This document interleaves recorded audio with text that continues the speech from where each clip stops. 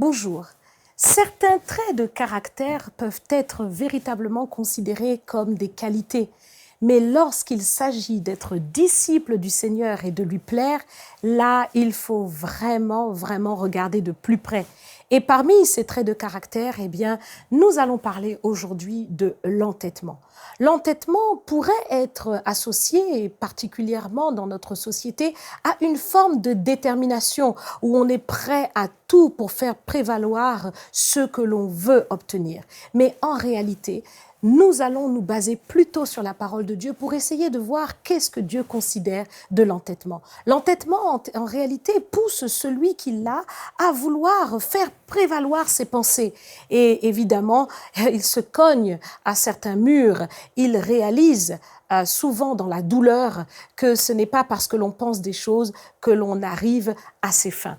En réalité, l'entêtement est véritablement, selon le Seigneur, un chemin qui n'est pas à la gloire de Dieu. C'est plutôt le chemin de l'insensé. Il nous dit que celui qui est insensé, eh bien, prend plaisir à la manifestation de ses pensées et non pas à la sagesse. Alors, réalisons que, premièrement, le chemin de l'entêtement est véritablement quelque chose qui peut vous mener d'échec en échec, d'erreur en erreur. Et c'est ceux qui vous entourent qui vont vous parler et vous dire « mais tu es entêté, mais tu es entêté ». Est-ce que vous avez entendu ce genre de parole qui a résonné à votre sujet? Si c'est le cas, eh bien, il va falloir opérer quelques changements parce que dans le Seigneur, lorsque nous voulons lui plaire, il faut plutôt renoncer à l'entêtement. L'entêtement, c'est en fait une forme d'orgueil. Dans l'orgueil, on désire plutôt que sa pensée soit la plus importante. Et vous savez que beaucoup de personnes sont concernées parce que l'homme, en réalité, est très impressionné par ses pensées. Mais regardons à la parole de Dieu. La parole de Dieu nous dit que autant les cieux sont élevés au-dessus de la terre, autant vos voix ne sont pas mes voix, dit le Seigneur, et autant mes pensées ne sont pas vos pensées. C'est pourquoi nous avons besoin de renoncer à nos pensées. Quand nous sommes entêtés, c'est en fait que notre pensée est véritablement beaucoup trop forte. Et lorsque nos pensées sont trop en avant, nous avons du mal à recevoir la pensée de Dieu qui, elle, est très différente et qui, véritablement, peut nous conduire sur un chemin de bonheur, un chemin de paix. Quand nous avons l'envahissement de nos propres pensées, il y a une agitation intérieure qui se produit et nous sommes tout au long de la journée ballottés de droite et de gauche dans le cours de nos pensées. Et effectivement, dans l'entêtement, nous pouvons faire face, évidemment, à des volontés contraires tout autour de nous. Et cela crée des divisions, des disputes et toutes sortes de dissensions. Celui qui s'entête, eh bien, s'éloigne de tous ceux qui peuvent lui prodiguer un conseil sage, parce qu'il préfère véritablement ce qu'il pense puisse prévaloir. Et certains, évidemment, se retrouvent parfois eh bien, à quitter leur assemblée parce qu'ils se disent qu'ils ne supportent pas certaines prédications qui les dérangent, ou bien ils quittent des personnes qui leur sont chères parce que ces personnes vont toujours pointer du doigt leur mauvaise voie. Là, l'entêtement est véritablement une forme aussi de rébellion. C'est une forme de rébellion face à l'autorité, face à tout ce qui est sage. Et certains pourraient y trouver là une qualité, une audace. Mais en réalité, le Seigneur, lui, nous dit qu'il résiste aux orgueilleux. Or, il fait grâce aux humbles. Alors, le chemin véritablement du fait de plaire à Dieu, eh bien, c'est celui de l'humilité. Il faut maintenant accepter l'humilité pour pouvoir prendre les premiers pas qui nous permettent de renoncer à l'entêtement.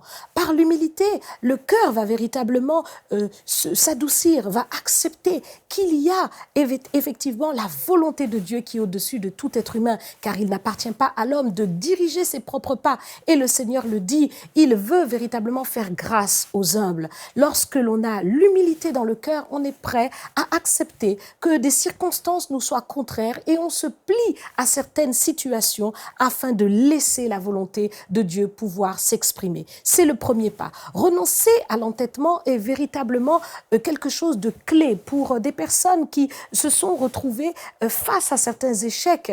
C'est certainement une manière pour Dieu de vous rappeler rappeler qu'il faut renoncer à l'orgueil. Dieu parle tantôt d'une manière, tantôt d'une autre, et l'homme n'y prend point garde. Il parle quand les hommes sont endormis et il scelle des instructions pour éloigner l'homme de l'orgueil. Cet orgueil qui a nourri des pensées, eh bien, doit disparaître afin que l'homme soit vraiment agréable à Dieu et puisse véritablement lui ressembler à cette image de Christ doux et humble de cœur, qui accepte de quitter son trône de gloire pour venir marcher sur cette terre en simple homme.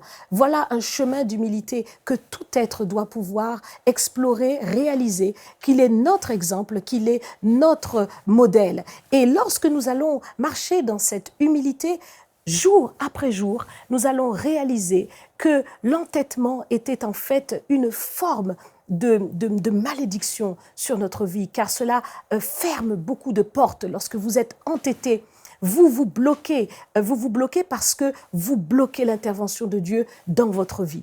Maintenant, c'est le temps pour vous de poser un regard sur cette question et de réaliser que vous avez besoin de changer, vous avez besoin de laisser Dieu vous ouvrir de nouvelles portes, de nouveaux horizons, de nouvelles opportunités. Mais cela, eh bien, ne pourra se faire que dans l'humilité, car la Bible dit l'humilité précède la gloire. Vous voulez des choses, et parfois, ce sont des choses auxquelles vous tenez, mais ces choses ne viendront jamais dans un mauvais caractère. Alors, prenez le temps, véritablement, d'accepter de renoncer à l'entêtement. Cela se fait par la grâce de Dieu, par la prière, toujours, mais effectivement, par un renouvellement de votre intelligence. Vous devez penser différemment. Vous devez accepter de laisser la pensée de Dieu dominer en vous, qui est une pensée selon laquelle le Seigneur nous dit que tout ce qui est saint, tout ce qui est pur, tout ce qui est juste et tout ce qui est vrai soit l'objet de vos pensées, tout ce qui est digne d'approbation. Alors maintenant, c'est un temps nouveau qui est devant vous et que cette journée vous soit favorable avec un cœur humble, un cœur qui a renoncé à l'entêtement. Pour aller plus en profondeur, vous pouvez lire et télécharger la version complète de cette pensée du jour sur le site enseigne-moi.com.